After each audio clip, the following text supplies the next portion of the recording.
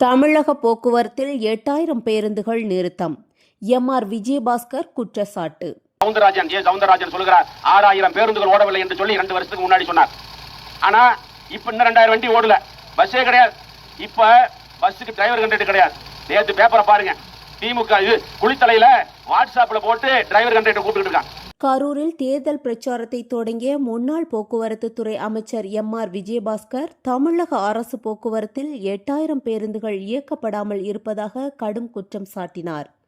பராமரிப்பு குறைவும் தொடரும் விபத்துகளும் காரணம் எனவும் தெரிவித்த அவர், அதிமுக ஆட்சிதான் போக்குவரத்து துறைக்கு பொற்காலம் என வலியுறுத்தினார். செய்தியாளர் ராஜசேகர்.